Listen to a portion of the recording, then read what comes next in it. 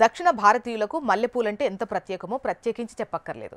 ప్రతి పండుగ, వేడుక, రోజువారీ జీవితంలోనూ మహిళలు పూలు పెట్టుకోవడం అలవాటు. కానీ మనకు అలవాటు, ఆనవాయితీ అని వేరే ఇతర దేశాల్లో కూడా పెట్టుకుంటే కుదరదు, ముఖ్యంగా ఎయిర్పోర్ట్స్లో. ఇక డీటెయిల్స్ చూద్దాం. మన సాంప్రదాయ అలవాటు ఆస్ట్రేలియాలో ఒక పెద్ద సమస్యగా మారింది.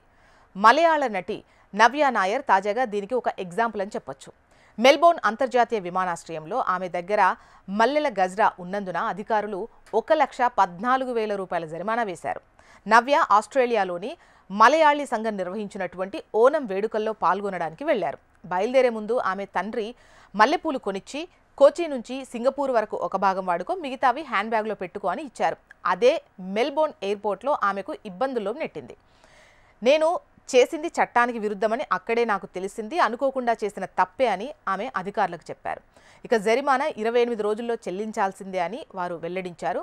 ఇక ఆస్ట్రేలియా బయోడైవర్సిటీ రూల్ ప్రకారం పూలు, పండ్లు, విత్తనాలు, మొక్కల వేర్లు వంటి వాటిని బయట నుంచి దేశంలోకి తీసుకురాకూడదు. అవి స్థానిక పర్యావరణానికి హాని కలిగించే అవకాశం ఉందని భావిస్తారు. అందుకే చిన్న గజ్రా ఉన్నా జరిమానా తప్పదు అని అధికారులు చెబుతున్నారు. ఆకస్మిక జరిమానా ఆమెను షాక్కు గురిచేసిన ఓనం ఉత్సాహం మాత్రం తగ్గలేదు.